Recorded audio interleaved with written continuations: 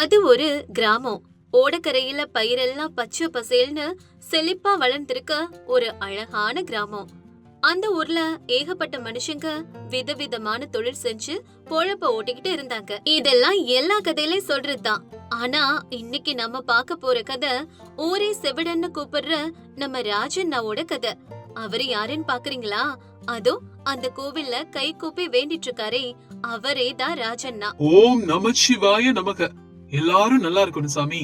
எல்லாருக்கும் நல்லதுதான் நடக்கணும். எல்லாரையும் காப்பாத்து. இப்படி காலையிலே சாமியை கும்பிட்டுட்டு வயல் வேலைக்கு கிளம்பிடுவாரு. அவருக்கு காது கேட்காதுங்கிறதுனால யார்கிட்டயும் அவ்வளவா பேச மாட்டாரு. ஆனா இந்த ஊர் மந்தையில வெட்டியா இருக்கவங்க ராஜண்ணாவை கிண்டல் பண்ணுவாங்க. ஏண்டா செவிடா, டேய் செவிடா, எங்க கிளம்பிட்ட? அவங்க இப்படி பேசினாலும் ராஜண்ணாவுக்கு அது கேட்காததால அவங்கள பார்த்தும் சிரிப்பாரு. மச்சி, ஏன் மச்சி அவனை நிறுத்துற? பக்கத்து ஊர்ல பாட்டு கச்சேரி நடக்குதுல, அங்கதான் பாட்டு கேட்க போறான் போல. நீ கிளம்பு கிளம்பு. ஆனா இவங்க பேசுறது கேட்காத ராஜண்ணா, நல்லா இருக்கேங்க. நீங்க நல்லா இருக்கீங்களா?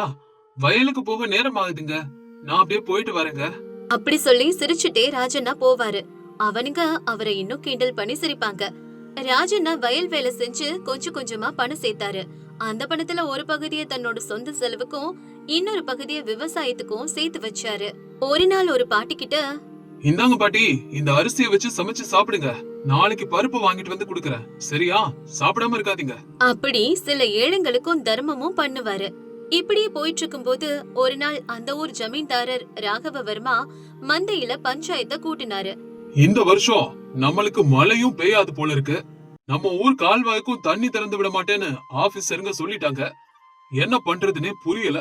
அப்படி சொல்லவும் மக்கள் எல்லாரும் அதிர்ச்சி அடைறாங்க. ஐயா, என்னங்கய்யா இப்படி சொல்லிட்டீங்க? விவசாயம் செய்யலன்னா எங்களுக்கெல்லாம் பொழப்பே இல்லங்கய்யா. நம்ம வயிறு அப்படி நிறையும். என்னையா பண்றது? இந்த வருஷம் முழுக்க விவசாயமே செய்யாம இருக்கணுமா? அது எப்படி முடியும்? ஒண்ணுமே புரியலங்கய்யா. ஏதாவது வழி சொல்லுங்க. இப்படி மக்கள் கேள்விக்கு மேல கேள்வி கேட்டாங்க. பாருங்க, தண்ணி கம்மியா தேவைப்படுற புன்சை பயிர்களை போடுங்க. இருக்கிற தண்ணிய வச்சு விளைச்சல் எடுத்துடலாம். அது மட்டும் இல்லாம இப்ப அதுக்கு நல்ல விலையும் கிடைக்குதுல, அதனால அத பாருங்க அப்படின்னு மக்களுக்கு ஒரு யோசனை கொடுக்கறாரு. இது கேட்ட எல்லாருக்கும் ஒரு நிம்மதி வருது. ஆனா ராஜண்ணாவுக்கு இதெல்லாம் ஒண்ணுமே புரியல. அங்கிருந்து கிளம்பி போயிட்டாரு. அடுத்த நாள் வானத்தையும் இயற்கையும் பார்த்துட்டு, இந்த வருஷம் நல்லா மழை பெய்யும் போல இருக்கு. சாமந்தி பூ தோட்டம் போடுவோம். அதுக்கான வேலைகளை நம்ம பாப்போம். இவரு பார்த்த மத்தவங்க எல்லாரும் இந்த செவிடனுக்கு என்ன பைத்தியம் பிடிச்சிருச்சான்னு பேசிக்கிறாங்க. டேய் செவிடா, சாமந்தி பூவை வச்சு என்னடா பண்ண போற? மாலை கட்டி உனக்கு நீயே போட்டுக்க போறியா? ஐயோ ஐயோ, பாத்தீங்களா மச்சி? சந்தோஷங்க, நான் சாப்பிட்டேன். நீங்க சாப்பிட்டீங்களா? அவனுங்க கிண்டல் புரியாத ராஜண்ணா இப்படி பதில் சொல்லிட்டு போவாரு. ஒரு நாள் ராஜண்ணா அவர் தோட்டத்துல வேலை செஞ்சுட்டு இருக்கும் போது அங்க ஊர் பெரியவர் வர்றாரு. ஏண்டா ராஜண்ணா? அப்படி அவர் கூப்பிட்ட உடனே, ஐயா வணக்கம் ஐயா, கும்புறங்க ஐயா. டேய், நான் சொன்னது உனக்கு புரியலையா? இந்த வருஷம் நமக்கு கால்வாய் தண்ணி வராதுடா.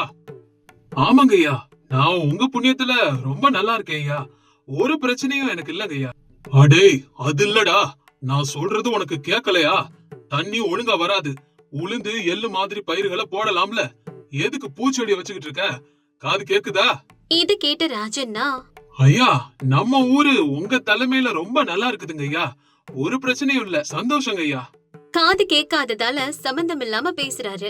ராகவவர்மாவும் அவர் நொந்துகிட்டு அங்கிருந்து போயிடுறாரு. கொஞ்ச நாளுக்கு அப்புறம் அந்த ஊர்ல அது வரைக்கும் இல்லாத அளவுக்கு பலத்த மழை பெஞ்சது. சாமந்தி பூக்கள் பூத்திருந்தது. அப்பாடா கடவுளே, எல்லாம் உன்னோட புண்ணியம்பா. அப்புறம் அந்த சாமந்தி பூக்களை எல்லாம் வித்து சுத்தி இருக்கிற யாரும் பார்க்காத அளவுக்கு பயங்கரமா லாபம் சம்பாதிச்சாரு. மத்தவங்க பயிரெல்லாம் நஷ்டமாகி விளைஞ்ச பயிருக்கும் சரியான விலை கிடைக்காம முடங்கி போனாங்க. இதனால இந்த ஊர் ஜனங்க எல்லாரும் இவர் மேல பொறாமப்படுறாங்க. ஆனா அவர் யார பத்தியும் கவலைப்படாம தன்னோட வாழ்க்கைய வாழ்ந்துகிட்டு வந்தாரு. இன்னும் சில பேரு இந்த செவிடன் ரொம்ப புத்திசாலி நினைச்சு அவரை ஃபாலோ பண்ண ஆரம்பிச்சாங்க. ஒரு நாள் அந்த ஊருக்கு ஒரு கவர்மெண்ட் ஆபீசர் வந்தாரு. அந்த அதிகாரி கிட்ட பேசுறது அவ்வளோ ஈஸி இல்ல. அவருக்கு கோபம் பயங்கரமா வரும்னு ஜனங்க பேசிக்கிட்டாங்க.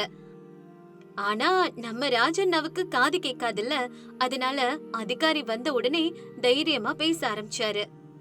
சார், எங்க ஊர்ல நிறைய பிரச்சனைங்க இருக்குங்க சார். இது எல்லாத்தையுமே நான் சொல்றேன். நீங்க தான் சார் அதெல்லாம் தீர்த்து வைக்கணும். இப்படி ஆரம்பிச்ச ராஜண்ணா சாக்கடை தண்ணி பத்தியும் தரிசு நிலத்தை பத்தியும் பேசினாரு. இத எல்லாருமே ஆச்சரியமா பார்த்தாங்க. சபாஷ், இப்படி தைரியமா சொன்னாதான் ஊர்ல இருக்க பிரச்சனைங்க எங்களுக்கு தெரிய வரும். இப்படி சொன்ன அந்த கவர்மெண்ட் ஆபீசர் ராஜண்ணாவை பாராட்டவும் செஞ்சாரு. இப்படியே நாட்கள் போக ஒரு நாள் சாயங்காலம் ஊர் மந்தையில எல்லாரும் உட்கார்ந்து அரட்டை அடிச்சிட்டு இருந்தாங்க. ஏண்டா, நம்ம ஊர் பெரியவர் ராகவர்மா ஊர் நிலங்களை எல்லாம் நல்லா சுருட்டி நல்லா பணம் சம்பாதிக்கிறாராமே, உங்களுக்கு தெரியுமா? இப்படி ராகவர்மாவை பத்தி பேசுறாங்க. ஏண்டா, அவர் பதவியில இருக்காரு, அப்புறம் சுருட்டாம இருப்பாரா என்ன? என்னடா கேக்குற? இப்படி இவங்க பேசிட்டு இருக்க மத்தவங்களும் ஆமாசாமி போட்டு சிரிச்சாங்க. ராஜண்ணா மட்டும் எப்பவும் போல புரியாம சிரிச்சுக்கிட்டே இருந்தாரு. இந்த செவிடனுக்கு எப்படியும் காது கேட்காதுன்னு நினைச்சு அவரையும் ஏளன செஞ்சு பேசிக்கிட்டாங்க. ஆனா வார்த்தை பரவுறதுக்கு எவ்வளவு நேரம் ஆகிட போகுது? இங்க நடக்கிறத அங்கேயும் அங்க நடக்கிறத இங்கேயும் கொண்டு போறதுக்குன்னு ஒரு சில பேர் இருப்பாங்கல்ல.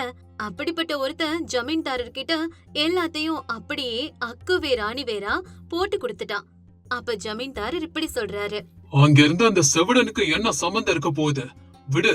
ஆனா மத்தவங்களுக்கு நான் யாருன்னு காட்டுறேன். என்ன பத்தி இப்படி எல்லாம் பேசுறாங்களா? அப்படி சொன்ன ராகவவர்மா அன்னையில இருந்து அவங்களுக்கெல்லாம் வரியை ஏத்துறது, வரவேண்டிய வருமானத்தை குறைக்கிறதுன்னு வேலையை காட்ட ஆரம்பிச்சாரு. ஆனா ராஜண்ணாவை மட்டும் இன்னும் நல்லா மதிக்க ஆரம்பிச்சாரு. ராஜண்ணாவும் இதெல்லாம் கண்டுக்காம அவர் வேலையை பார்த்துட்டு இருந்தாரு. நல்லா பணம் சம்பாதிச்சு வாழ்க்கையில செட்டில் ஆயிட்டோம்னு நினைச்சதுக்கு அப்புறம் ஊர் பெரியவரை கூட்டிக்கிட்டு ஒரு நல்ல பொண்ண பாக்க போனாரு. ராகவவர்மா ராஜண்ணாவை பத்தின எல்லா நல்ல விஷயத்தையும் சொன்னாரு. அப்ப ராஜண்ணா இப்படி சொன்னாரு. நீங்கெல்லாம் தப்பா எடுத்துக்கலனா நான் பொண்ணு கிட்ட ஒரு 5 நிமிஷம் தனியா பேசலாமா? இது கேட்டதும் அங்கிருந்த எல்லாருக்கும் அதிர்ச்சி. இவருக்கே காது கேட்காது. இவர் என்ன பேச போறாருன்னு அவங்களுக்கெல்லாம் ஒண்ணுமே புரியல. என்ன சொல்றதுன்னு எல்லாரும் அமைதியா இருந்தாங்க. டேய், அது வந்து ராஜண்ணா. அப்படி அந்த ஊர் பெரியவர் ஏதோ சொல்ல வரதுக்குள்ள அந்த பொண்ணு இப்படி சொல்றா. எனக்கு சம்மதங்க, தனியா பேசலாம் வாங்க. 2 பேரும் தனியா பேச போறாங்க. சொல்லுங்க, என்ன பேசணும்? அந்த பொண்ணு அமைதியா இப்படி கேட்டதும் ராஜண்ணா தன்னோட காதுக்குள்ள இருந்த பஞ்ச வெளிய எடுக்கிறாரு. அந்த பொண்ணு அதை பார்த்து அதிர்ச்சி ஆயிட்டா. எனக்கு காது கேட்காதுன்னு தெரிஞ்சும் இந்த கல்யாணத்துக்கு சம்மதிச்சதுக்கு ரொம்ப நன்றிங்க. ஆனா எனக்கு உண்மையிலே காது கேட்காம இல்லங்க அப்படின்னு ராஜண்ணா ஒரு பயங்கர உண்மையை சொன்னாரு. அந்த பொண்ணுக்கு என்ன சொல்றதுன்னே தெரியாம முழிச்சு பாத்துட்டு இருந்தா. அப்ப ராஜண்ணா தொடர்ந்து பேசினாரு. சின்ன வயசுல எங்க அம்மாவும் அப்பாவும் இறந்ததுக்கு அப்புறம் நான் பிழைக்கவே மாட்டேன்னு எல்லாரும் பேச ஆரம்பிச்சாங்க. ஆனா நான் வாழ்ந்து காட்டினேன். கொஞ்ச நாள் கழிச்சு ஏதாவது ஒரு வேலையை ஆரம்பிச்சா உன்னால செய்ய முடியாதுன்னு கேலி பண்றவங்க அதிகமாயிட்டாங்க. ஆனா நான் எந்த வேலையா இருந்தாலும் முடிச்சு காட்டினேன். இத கேட்ட அந்த பொண்ணும் சரிங்கிற மாதிரி தலையாட்டுனா. அப்ப அவரு தொடர்ந்து பேசினாரு. அது மட்டும் இல்லாம ஊருக்குள்ள அவங்கள பத்தியும் இவங்கள பத்தியும் தேவையில்லாம வதந்திகளை பரப்பிட்டே இருப்பாங்க. அப்படி பேசுறதுதான் பெரிய விஷயம் நினைக்கிறவங்களையும் நான் பாத்திருக்கேன்.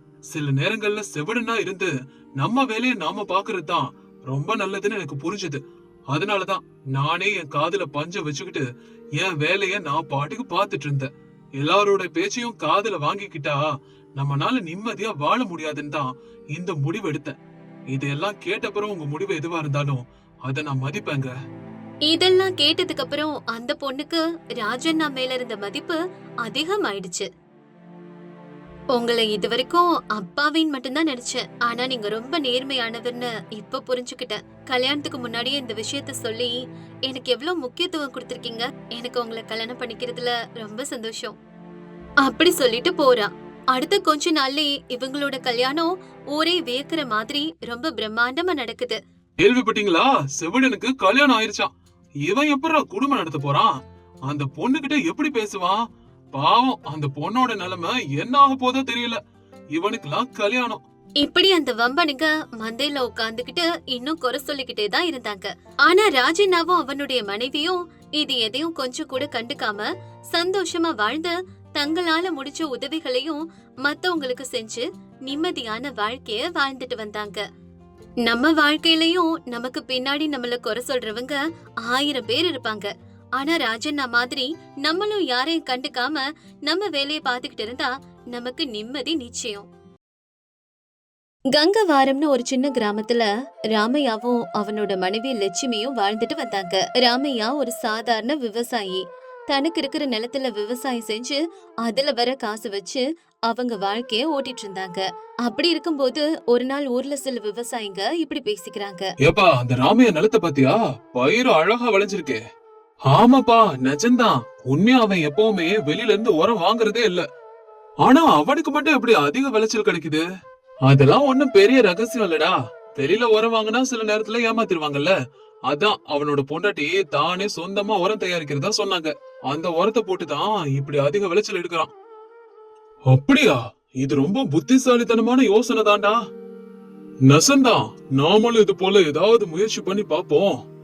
முதல்ல அதை எப்படி செய்யணும்னு ராமையா கிட்டயே ஒரு வாட்டி கேட்டு பாப்போம். என்ன சொல்றீங்க? அடுத்த நாள் இதே விஷயத்த ராமையா கிட்ட சொல்றாங்க. அவன் தன்னோட பொண்டாட்டி கிட்ட கேட்டு சொல்றேன்னு சொல்றான். லட்சுமி, நம்ம பக்கத்து நிலத்து விவசாயிகளுக்கும் நாம போடுற உரம் வேணுமா? அப்படியா கேட்டாங்க. ஆமா லட்சுமி, இப்ப என்ன பண்ணலாம்? அவங்களுக்கும் நம்ம தயாரிச்சு கொடுப்போமா? நீ என்ன சொல்ற? அவங்களுக்கு இவங்களுக்குன்னு எதுக்குங்க?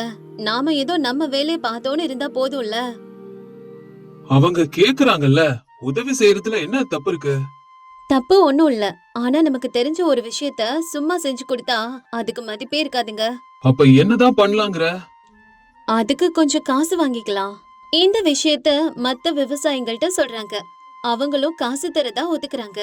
சொன்னபடியே ராமி அவங்களுக்கு ஒருத்த கொடுத்துறான். நாட்கள் போகுது. எங்க பக்கத்து நிலத்து விவசாயிங்க காசு கொடுத்தாங்களா? அது குடுத்துருவாங்க லட்சுமி. எங்க ஓடி போயிருவாங்க? எல்லாரும் நம்ம ஊர்க்காரங்க தானே. அவங்க ஓடி போயிருவாங்கன்னு நான் சொல்லல. நம்ம உழைப்புக்கு மதிப்பு இருக்கணும்ல. சரி, நான் நாளைக்கு ஒரு வாட்டி அவங்க கிட்ட கேட்டு பாக்குறேன். லட்சுமி கிட்ட இப்படி சொல்லிட்டு அடுத்த நாள் நிலத்துல ராமையா அவங்க கிட்ட கேக்குறான். என்னப்பா பாண்டு, அன்னைக்கு நீங்க வாங்கின உரத்துக்கான காசு இன்னும் வந்து சேரல. ராமையா, நாங்க அத பத்தி தான்ப்பா இப்ப பேசிட்டு இருந்தோம். ஆமாப்பா ஆமா, இந்த வாட்டி அறுவடை நல்லா வந்த உடனே அந்த பணத்தை முதல்ல உனக்கே கொடுத்துறோம். ஆமா ராமையா, எங்களை நம்பு. நாங்க பணம் கொடுக்காம எங்க போயிட போறோம்? எல்லாம் ஒரே ஊர்க்காரங்க. இப்ப ராமையா அங்கிருந்து போயிடுறான். ஏப்பா, இந்த பண விஷயம் என்ன பண்றது? அட, அந்த ராமையா ஒரு ஏமாளிடா. எதிர்த்து பேச தெரியாதவன். நாம இப்படியே நாளைக்கு நாளைக்குன்னு தள்ளிக்கிட்டே போனோம்னா ஒரு நாள் அவனே கேக்குறத விட்டுருவான். இது சரியா வரும் நினைக்கிறியா? அட, அதெல்லாம் ஒண்ணு ஆகாதுடா. நமக்கு தேவை உரம், அது கிடைச்சிருச்சுல, அது போதும், விடுங்க. அப்படியே நாட்கள் போகுது. ஆனா இவங்க பணத்தை மட்டும் குடுக்கறதாவே இல்ல. ஏங்க, இந்த காலத்துல யாரையும் அவ்வளவு சீக்கிரமா நம்ப கூடாதுன்னு இப்பவாது உங்களுக்கு புரிஞ்சுதா? சொல்லுங்க. அப்படிலாம் ஒண்ணும் இல்ல லட்சுமி, நம்ம ஆளுங்க தானே, கண்டிப்பா குடுத்துருவாங்க. 10 வருஷம் ஆனாலும் உங்க பணத்தை தர மாட்டாங்க. எப்படி இவ்வளவு நிச்சயமா சொல்ற? நம்ம ஊர்க்காரங்கள பத்தி எனக்கு தெரியாதா என்ன? சரி போகட்டும், விடுங்க. இனிமே நீங்க அவங்க கிட்ட காசு கேட்காதீங்க. அவங்க பாவம் அவங்களோட போகட்டும். சரி லட்சுமி, இனிமே கேட்கல. இவ்ளோ ஏமாளியா இருந்தா எப்படிங்க? இனிமேலாவது யாரையும் அப்படியே நம்பிடாதீங்க, சரியா? அப்படியே நாட்கள் போகுது. கொஞ்ச நாளைக்கு அப்புறம் பயிர் அறுவடைக்கு தயாராகுது. என்னங்க, இந்த வாட்டி பயிர் நல்லா விளைஞ்சிருக்கு போல தெரியுதே. ஆமா லட்சுமி, நீ சொல்றது சரிதான். இந்த வருஷம் நல்ல விளைச்சல். இந்த முறை நம்மளுக்கு நல்ல லாபம் கிடைக்கும். அப்ப பக்கத்து ஊரை சேர்ந்த வியாபாரி ரங்காராவ் இவங்க வீட்டுக்கு வரான். ராமையா, வீட்டுல நீங்க இருக்கீங்களா? வாங்க வாங்க. யார் நீங்க? என்ன தேடி எதுக்கு வந்திருக்கீங்க? என்ன விஷயம் சொல்லுங்க. நான் பக்கத்து ஊரை சேர்ந்த பெரிய வியாபாரி. இந்த வருஷம் இந்த ஊர்லயே உங்க நிலத்துலதான் பயிர் நல்லா விளைஞ்சிருக்கான். அதுவும் கெமிக்கல்ல சேர்க்காம இயற்கை உரத்துல விளைய வச்சிருக்கீங்கன்னு கேள்விப்பட்டேன். ஆமாங்க ஐயா. அப்படின்னா இந்த வாட்டி உங்க அறுவடை நெல்லை நானே முதல்ல வாங்கிக்கிறேன். அதுக்கு நான் நல்ல விலையும் தரேன். நீங்க என்ன சொல்றீங்க? இது கேட்டதும் ராமையாவுக்கு ரொம்ப சந்தோஷமாயிடுச்சு. அப்படிங்களாங்க, ரொம்ப ரொம்ப சந்தோஷங்க. அம்மா, எவ்வளவு பணம் தருவீங்க நீங்க? இப்ப அட்வான்ஸா கொஞ்சம் பணம் தரேன். மொத்த பயிரும் கைக்கு வந்த உடனே மீதி பணத்தை தரேன். அப்படியா? சரிங்க சரிங்க, கொடுங்க. அப்ப லட்சுமி இப்படி சொல்றா. ஏங்க, கொஞ்சம் ஒரு நிமிஷம் உள்ள வாங்க, பேசணும். லட்சுமி இப்படி சொன்னதும் ராமையா ரங்கராவ வெளியில உட்கார வச்சுட்டு உள்ள போறான். ஏங்க, எனக்கு என்னவோ அவரை பார்த்தா நம்பலான்னு தோணல. என்ன லட்சுமி சொல்ற? ஏன் உனக்கு அவர் மேல சந்தேகம் வருது? அவரே நம்மள தேடி வந்திருக்காரு. அது மட்டும் இல்லாம இப்ப மொத்த காசையே தரமாட்டேன்னு வேற சொல்றாரே.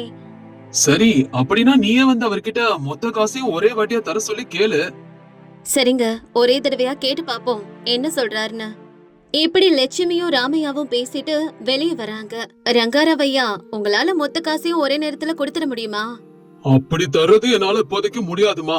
என்ன நம்புங்க, நான் மத்தவங்க மாதிரி ஆள் இல்ல. உங்களுக்கு தர வேண்டிய பணத்தை சரியா கொடுத்துடுவேன். சரி ஐயா, ஆனா எங்களுக்கு ஒரு கண்டிஷன் இருக்கு. என்னம்மா உங்க கண்டிஷன்? நீங்க தர பாதி பணத்தோட சேர்த்து மீதி பணத்தை எப்ப தருவீங்கன்னு ஒரு பேப்பர்ல எழுதி கொடுக்கணும். அதுதான் எங்களோட கண்டிஷன். என்ன சொல்றீங்க? இத கேட்டதும் ரங்காராவ் லைட்டா பதறான். அப்ப அவன் இப்படி சொல்றான். அது என்னம்மா சொல்றீங்க? அதெல்லாம் எதுக்கு? அவ்வளவு முக்கியமா? நாங்க விவசாயிங்க ஐயா, எங்களோட உழைப்புக்கும் ஒரு கணக்கு வழக்கு இருந்தா நல்லா இருக்கும்ல. ஓ, அப்படி சொல்றீங்களா? சரிம்மா, நான் அப்படியே எழுதி கொடுக்கறேன். அப்படி சொன்ன ரங்காராவ் சொன்னபடியே கொஞ்சம் காசு கொடுத்துட்டு பயிர்களை எடுத்துட்டு போறான். பல நாட்கள் ஆகியும் மீதி பணம் இவங்களுக்கு வந்து சேரல. ஐயோ லட்சுமி, நம்ம ஏமாந்துட்ட போல இருக்குதே. பதறாதீங்க, நம்ம கிட்டதான் அவர் எழுதி கொடுத்த பேப்பர் இருக்குல்ல. அப்படி சொல்லிட்டு அந்த பேப்பர் எடுத்துக்கிட்டு கிராம பெரியவங்க கிட்ட போறா. ஐயா, பக்கத்து ஊர்ல இருந்து ரங்காராவ்னு ஒருத்த வந்து பயிர்கள் எடுத்துக்கிட்டு பாதி காசை மட்டும் கொடுத்துட்டு போயிருக்கான். ஆமாங்க ஐயா, நானும் அவன் எப்ப திரும்பி வருவான்னு தான் காத்துக்கிட்டு இருக்கேனுங்க ஐயா. ஆமா ஐயா, அவன் என்கிட்டயே வாங்கிட்டு காசு கொடுக்காம போயிருக்கான் ஐயா. இப்படி அங்கிருந்து 2-3 விவசாயிகள் சொல்றாங்க. என்னது, ஊருக்குள்ள யாரோ ஒருத்த வந்து இத்தனை பேர்கிட்ட பயிர் வாங்கியிருக்கானா? ஆமாங்க ஐயா, அவன் எங்க இருந்து வந்தான், என்ன ஏதுன்னு ஏதாவது விவரம் தெரியுமா?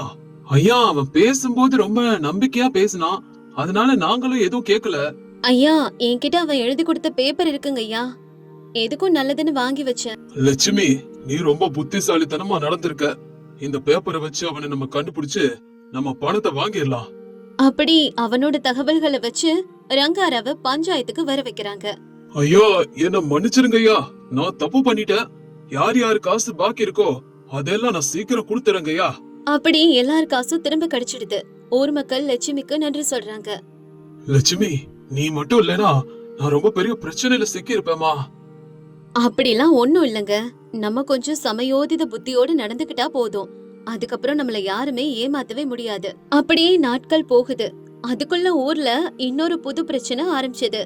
ஊருக்குள்ள திருடங்க நடமாட்டம் ஆரம்பிக்குது. எல்லாரும் ஒருத்தர் சந்தேகமா பார்க்க ஆரம்பிச்சாங்க. கிராம பெரியவர் ஊர்க்கூட்டத்தை கூட்டுறாரு.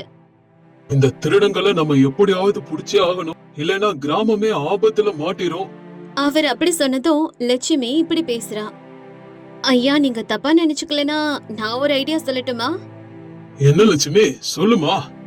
ஆனா இதை எல்லாரும் முன்னாடி சொல்லக்கூடாதுங்க ஐயா, உங்ககிட்ட மட்டும் தனியா சொல்றேன். அப்படி சொல்லிட்டு அவரை தனியா கூட்டிட்டு போய் இப்படி சொல்றா. ஊர்ல இருக்க எல்லாருக்கும் ஆளுக்கு ஒரு குச்சி கொடுங்க. அது ஒரு மேஜிக் குச்சினோ, யாரு திருடனோ அவனோட குச்சி மட்டும் நைட்டோட நைட்டா நீளமா வளர்ந்துரும்னு சொல்லுங்க. அது எப்படிமா நடக்கும்? தன்னோட குச்சி வளர்ந்தா மாட்டிப்போன் பயந்து திருடன் தன்னோட குச்சிய தானே வெட்டிடுவான். ஓஹோ, பூசணிக்கா திருட தோலை தொட்டு பார்த்தாங்கிற மாதிரி இந்த கதை ஆயிடும்ல. புரியுதுமா? கரெக்டா சொன்னீங்க ஐயா, அதான் என்னோட ஐடியா. அதுக்கப்புறம் லட்சுமி சொன்னபடியே கிராம பெரியவரும் செய்யறாரு. அடுத்த நாள் காலையில எல்லாரும் அவங்கவங்க குச்சி எடுத்துக்கிட்டு வராங்க.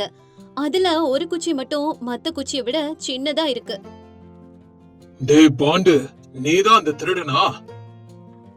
என்ன மன்னிச்சிருங்க ஐயா, பணத்துக்கு ஆசைப்பட்டு இப்படி பண்ணிட்டேங்க ஐயா. விவசாயத்தை ஒழுங்கா பண்ணாம என்னடா அந்த வேண்டாத வேலை? ஐயா, எனக்கு புத்தி வந்துருச்சுங்க ஐயா. அம்மா லட்சுமி, நான் உனக்கு தராம ஏமாத்தின காசையும் இப்பவே கொடுத்துறேம்மா. எல்லாரும் என்ன மன்னிச்சிருங்க, இதுக்கப்புறம் அப்படி நான் பண்ண மாட்டேன். அந்த ஊரே இப்போ லட்சுமியோட புத்திசாலித்தனத்தை பாராட்டுது. அறிவும் சமயோதித புத்தியும் இருந்தா எவ்வளவு பெரிய பிரச்சனையா இருந்தாலும் ரொம்ப ஈஸியா சமாளிச்சிடலாம்.